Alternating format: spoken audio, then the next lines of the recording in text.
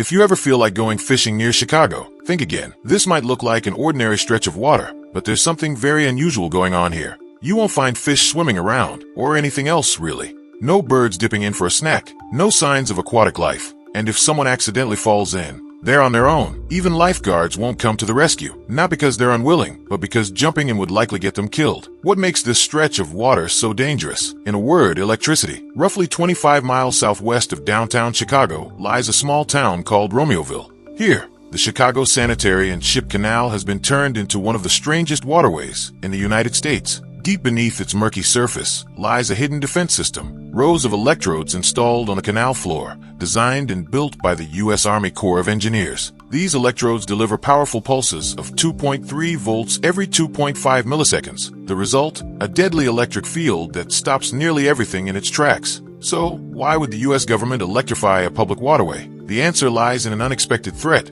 a fish. Specifically, the Asian carp. To understand why this fish has triggered such an extreme response, we need to look back a few decades. Asian carp were originally introduced into the United States over 50 years ago to control algae in wastewater treatment plants and aquaculture ponds. But they didn't stay where they were supposed to. Floods and human error helped them escape into major river systems, and once they were in, they took over. Today, Asian carp dominate entire waterways across the Midwest. In parts of the Illinois River, for example, they make up more than 75% of the total biomass. In other words, if you scooped up all the living material in a given stretch of water, most of it would be carp. These fish are incredibly disruptive. They eat everything native fish eat, outcompeting them for food and space. They stir up sediment from the riverbed, making clear water murky, which affects plant growth and aquatic ecosystems. And they're not just an ecological nuisance, they're a physical danger too. You've probably seen the videos, dozens, sometimes hundreds of carp leaping into the air as boats pass by. It might look like a nature documentary on fast forward, but it's dangerous. These fish can weigh over 30 pounds. Getting hit in the head by one isn't just painful, it could knock you out or even break bones. Now imagine what would happen if these fish made their way into the Great Lakes, a region that holds 21% of the world's surface fresh water, supports over 150 native fish species,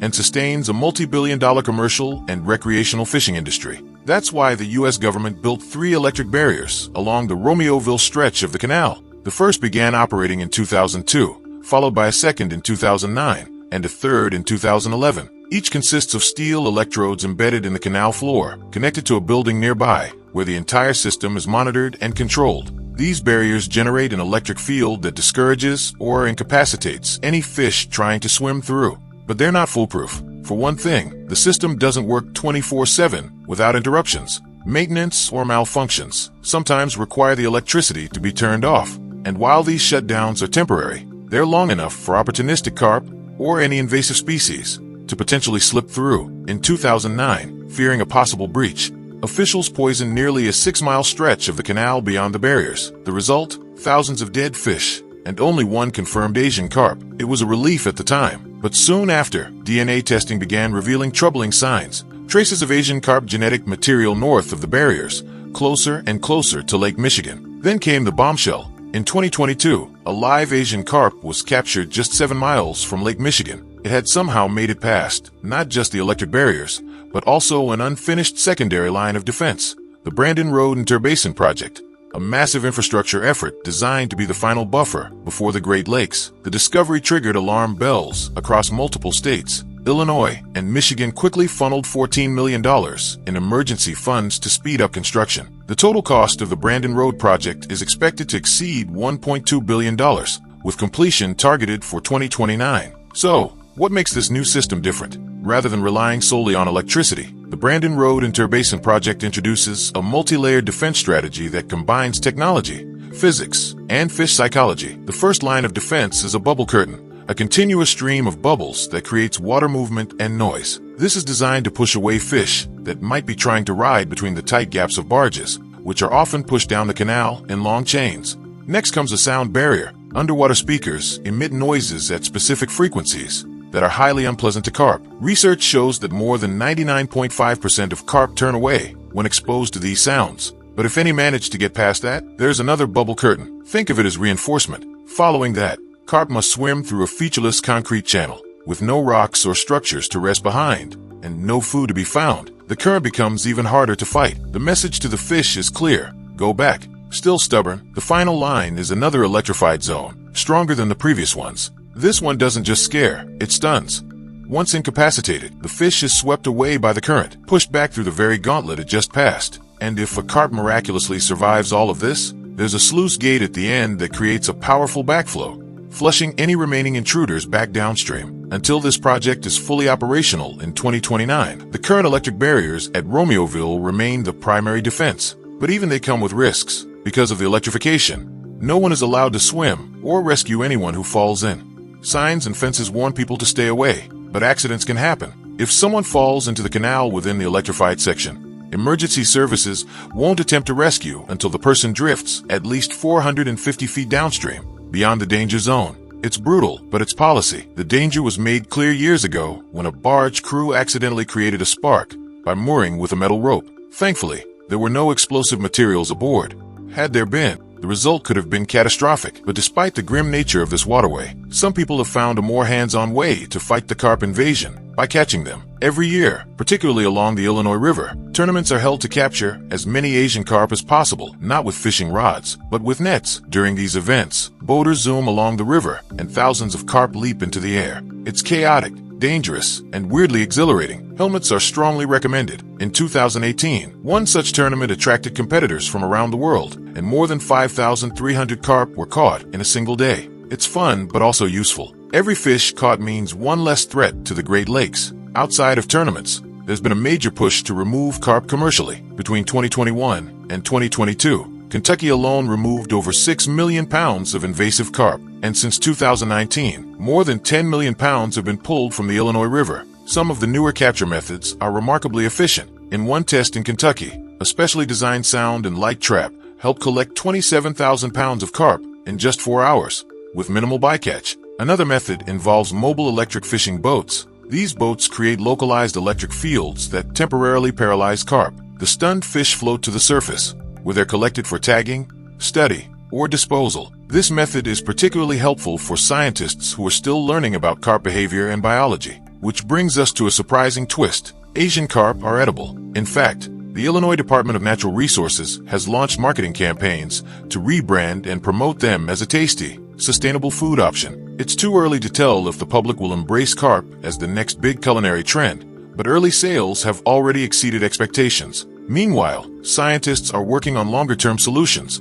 One team from the Minnesota Aquatic Invasive Species Research Center is developing a genetic control system. Their idea: release genetically modified male carp that cannot reproduce, slowly reducing the population over time. It's a war on many fronts: electric barriers, bubble walls, sound deterrents, fishing tournaments, marketing campaigns, and genetic engineering. But it all started with a simple idea: stop the carp before they reach the Great Lakes. And for now, the electrified waters of Romeoville remain one of America's most unusual and high-voltage battlefields. Look closely at this small town, Maxwell, California. With a population of just around 1,000 people, it's a quiet, unassuming place nestled in the northern part of the state. There's not much that makes it stand out, except for one thing. Soon, nearly 475 billion gallons of water will be stored in a nearby valley, thanks to a new infrastructure project with a jaw-dropping price tag of $4 billion. At first glance, that might sound contradictory. California is notorious for its water shortages. In many parts of the state, residents are used to saving water year after year, cutting back on everything from showers to lawn irrigation. Farmers, who make up a large share of the state's water consumers, are under constant pressure to conserve every drop for their crops.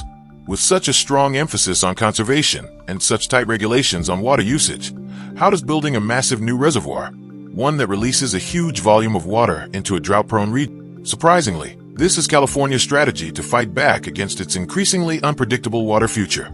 Let's dig into the problem first. California's geography is a major challenge when it comes to water availability. Large portions of the state are made up of deserts. Take the Mojave Desert, for example. It covers more than 13,000 square miles, but receives only 2 to 6 inches of rain per year. With temperatures regularly soaring over 100 degrees Fahrenheit, most of that rain evaporates before it can be of any use. Then there's the Colorado Desert, covering another 10,800 square miles, where similar conditions prevail: hot, dry, and unforgiving. And don't forget about the sprawling Great Basin Desert, which extends into eastern California. It receives just 6 to 12 inches of rain annually, making the landscape inhospitable to large-scale water storage without major engineering. California's natural environment simply doesn't support stable, abundant water supplies.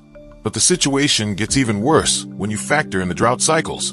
In July 2021, for example, Governor Gavin Newsom urged residents to reduce water usage by 15%. That wasn't new. In 2015, amid another severe drought, then Governor Jerry Brown mandated a 25% reduction in urban water use. Why such drastic measures? Just take a look at this data.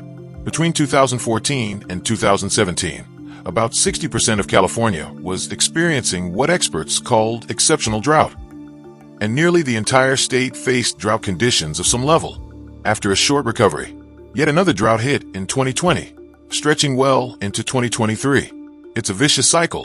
And while these events vary in intensity, one thing is consistent. California regularly runs dangerously low on water. That's why restrictions are essential to prevent total water collapse during dry years. Oddly enough, while the state was dealing with drought, some regions were hit by severe floods. During these rare but intense storms, hundreds of millions of gallons of rainwater fell in just days. Too much, too fast. The flooding damaged homes, infrastructure, and in some cases took lives. That's the paradox of California. Not enough water when you need it, and too much when you don't. Naturally, this contradiction sparked a big idea. What if California could capture floodwaters and store them for future use? This idea dates back to the 1950s and 60s, when the state first launched the California State Water Project, SWP. It led to the construction of one of the world's largest water infrastructure systems. Key components of the SWP include the San Luis Dam, which created the San Luis Reservoir, capable of storing 792 billion gallons. Another is Lake Oroville, formed by damming the Feather River, with a capacity of 1.1 trillion gallons. Water from these reservoirs is transported through a vast network of pipelines and canals. The centerpiece of this system is the California Aqueduct, a 460-mile water highway that moves water across regions, capable of carrying 98,000 gallons per second. At the southern end of the aqueduct lies the Edmundston Pumping Plant, one of the most powerful water lifting stations on Earth. To give you an idea of its might, it can lift water nearly 2,000 feet, higher than the Eiffel Tower. The SWP is a marvel of engineering, and it served California well for decades. But over the years, demand has outgrown supply. The state's population has more than doubled. Agricultural and industrial needs have ballooned. Meanwhile, climate change has made rainfall patterns even less predictable. That's why the state is building something new, the Sites Reservoir, just west of Maxwell. Why here? The location is ideal. The valley is shaped like a natural basin, surrounded by hills and mountains, minimizing the need for artificial barriers. It's lightly populated, which avoids the social disruptions that dams often cause. And with sparse vegetation, environmental impact is lower. Planning for the reservoir started in 1996. Over the next 18 years, more than $50 million was spent on feasibility studies. The project will require 12 dams, 3 large ones and 9 smaller ones, to contain the water. The tallest of these, the Golden Gate Dam, will rise 285 feet. Not quite a record breaker, but still impressive. For comparison, Lake Oroville's dam stands at 770 feet, making it the tallest in the U.S. The site's reservoir will be enormous. It will stretch 13 miles from north to south and 4 miles across, with a maximum depth of 262 feet. When full, it will store up to 475 billion gallons, ranking it among California's largest reservoirs. But what makes Sites truly unique is its off-stream design. Unlike traditional dams, it won't block a river. Instead, it will divert water from the Sacramento River, but only during times of high flow, and only after environmental and legal obligations are satisfied. During droughts, water from Sites can be released back into the system, providing a much-needed buffer against shortages. According to officials, the stored volume is enough to supply 7.5 million people for an entire year. The water will be moved through existing infrastructure, pumping stations, pipelines, and canals, reducing the need for new construction and minimizing environmental disruption. And there's another advantage. A large portion of the reservoir's water will be reserved for environmental purposes. California's ecosystems have suffered during past droughts. Sites is designed to stabilize river flows, improve wetland conditions, and even help endangered fish species, including the Sacramento salmon. Because the reservoir won't sit on the river itself, salmon migration routes remain unobstructed. That's a major win for conservationists. Sites may also work in conjunction with Shasta Lake to deliver cold water, essential for salmon spawning. Still, it's not all good news. Some environmental groups remain opposed. While sites won't directly dam a river, it will draw water from the Sacramento, and during peak diversion, it could take up to 60% of the river's flow. Critics worry this could endanger not just salmon, but 23 other vulnerable species. Evaporation is another concern. With California's high temperatures, it's estimated that 9.7 billion gallons of water will evaporate from sites each year, water that will need to be replaced. There's also the issue of emissions. In 2023, the group Friends of the River, backed by the Tell the Damn Truth campaign and funded by outdoor clothing brand Patagonia, released a report stating that the site's project could emit around 362,000 metric tons of CO2 annually during operation. Much of that comes from methane, released as submerged vegetation breaks down. Despite these concerns, many believe the benefits outweigh the drawbacks. The site's reservoir is scheduled for construction between 2026 and 2032, and it's a key part of California's water strategy. But it won't be enough on its own. That's why California is also turning to wastewater reuse. As of 2025, the state treats over 224 billion gallons of wastewater each year. Most of this is used in agriculture, which consumes about 80% of California's developed water supply. Reusing water here frees up more clean water for households and industry. The state is also investing in groundwater recharge, injecting treated water into aquifers for future use. In Orange County, one facility alone recharges 98 million gallons per day. Industries are also embracing recycled water for cooling systems, concrete mixing, and even paper production. Why? It's cheaper than raw fresh water and doesn't require extreme purification. So maybe, in the not-so-distant future, California will finally break its cycle of drought and desperation. Not by changing the climate, but by changing the way it stores, uses, and values water. This is the Great Man-Made River, a colossal engineering feat buried beneath the sands of Libya. Dubbed the world's largest irrigation project, the Libyan government even went as far as calling it the eighth wonder of the world. And to many, that wasn't just propaganda. This bold and ambitious project was the dream of Libya's former leader, Muammar Gaddafi.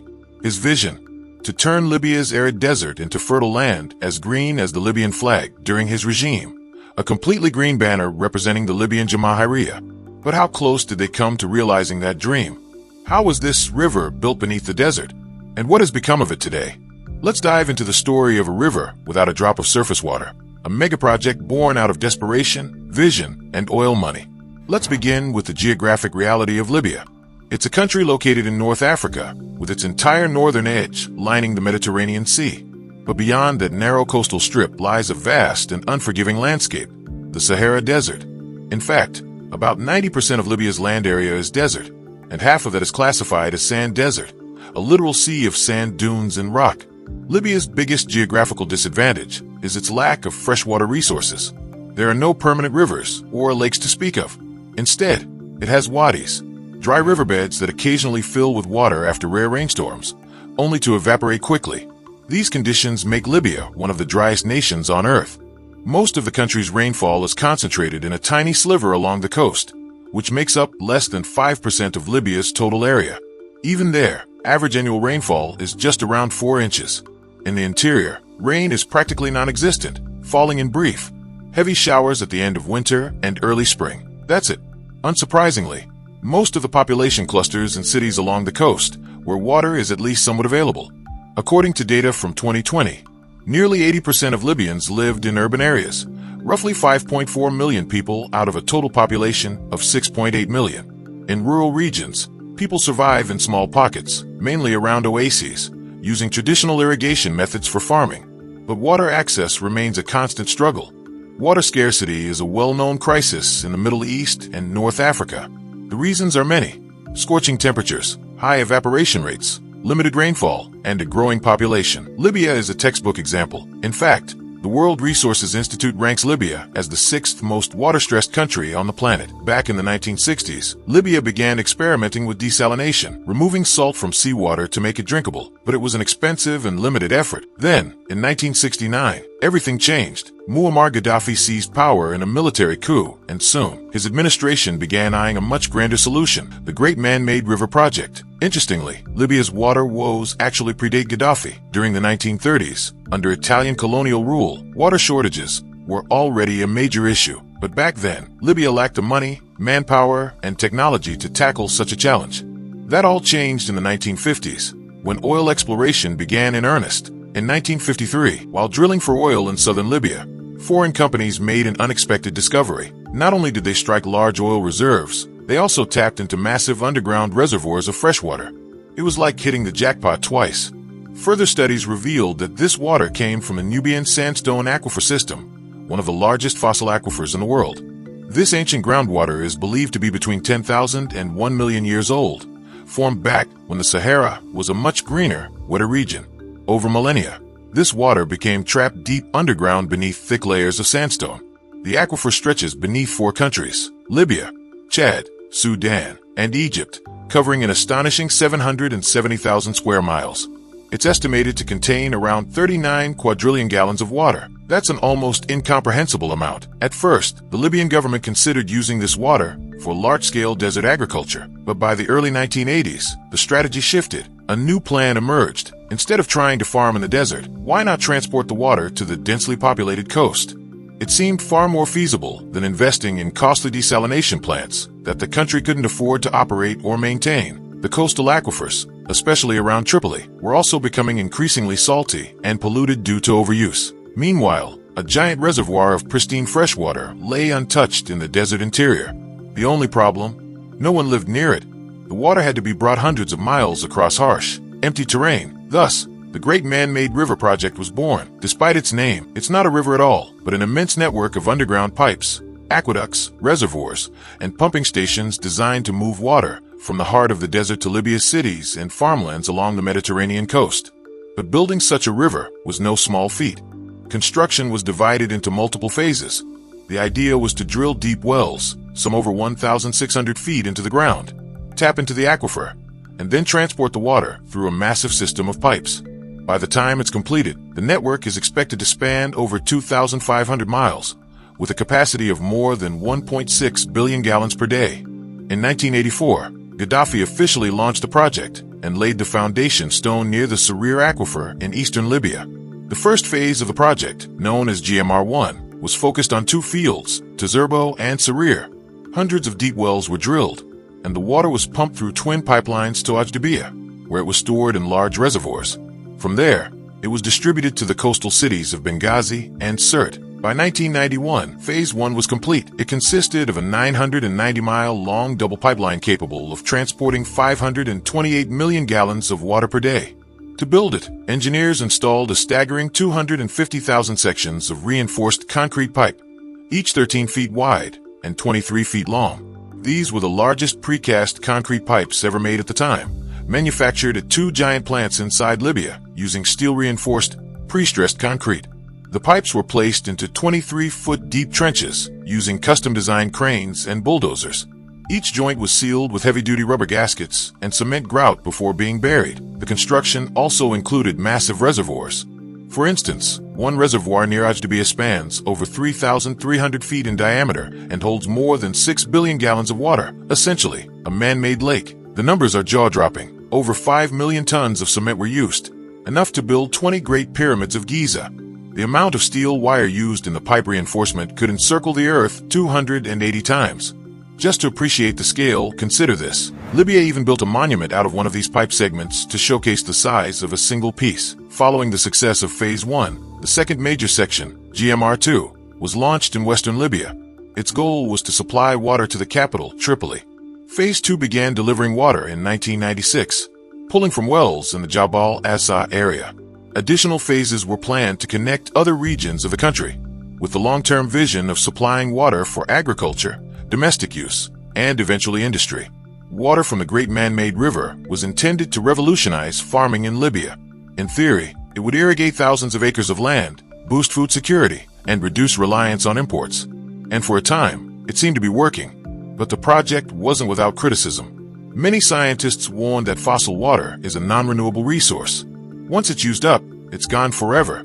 The Nubian aquifer is not actively replenished, especially not in a region where rainfall is so rare. Some also question the environmental and geopolitical implications of extracting water shared by multiple countries. Then came the civil war. After Gaddafi's fall in 2011, Libya plunged into political chaos. Maintenance of the great man-made river became difficult. Many of the pumping stations and pipelines were damaged during the conflict. In recent years, armed groups have even used water flow as a bargaining chip, cutting supply to cities like Tripoli for political leverage. What was once a national symbol of pride is now struggling to stay functional. Still, the great man-made river remains a powerful example of human ingenuity, a testament to what's possible even in one of the harshest environments on Earth. Whether it will continue to provide water to future generations, however, depends on Libya's stability, resources, and commitment to managing this fragile legacy. So, did they manage to turn the desert green? For a moment in history, they came close, but the river, like the nation that built it, now stands at a crossroads. Here are 9 countries that border the Baltic Sea, but recently, global attention has focused on just 2 of them, Germany and Denmark. Why? Because nestled between these 2 nations is the site of one of the most ambitious infrastructure projects in European history. If you sail through this area, you'll notice something unusual. Artificial land formations, newly carved out channels leading into the sea, and at times, as many as 70 ships scattered across the horizon. Not exactly your average maritime traffic. These vessels weren't there for sightseeing. They were part of a massive operation that involved digging up more than 76 million cubic feet of soil and rock from the seabed. So what's going on here? It's all part of the Fehmarnbelt Fixed Link, a 10 billion euros megaproject that's not just rewriting engineering records, but also transforming how Europe connects. Off the coasts of Germany and Denmark, 2 entirely new harbors have been constructed, each capable of handling nearly 100,000 tons of raw materials per week. An enormous production plant, covering roughly 11 million square feet, has also sprung up. All of this is to make way for a tunnel. But not just any tunnel. This project is building what will soon be the world's longest immersed combined road and rail tunnel, a direct connection between the German island of Fehmarn and Denmark's Lolland Island. Up until now, crossing between the 2 meant relying on a ferry, a process that involved queuing up, boarding, and sitting through a 45-minute ride across the strait. And that's on a good day. Storms, strong winds, or fog could easily delay service by hours, so the idea of a permanent, fixed link has been on the drawing board for decades, since at least the 1990s. Initially, the concept was to construct a 12-mile cable-stayed bridge with a 4-lane highway and 2 electrified railway tracks.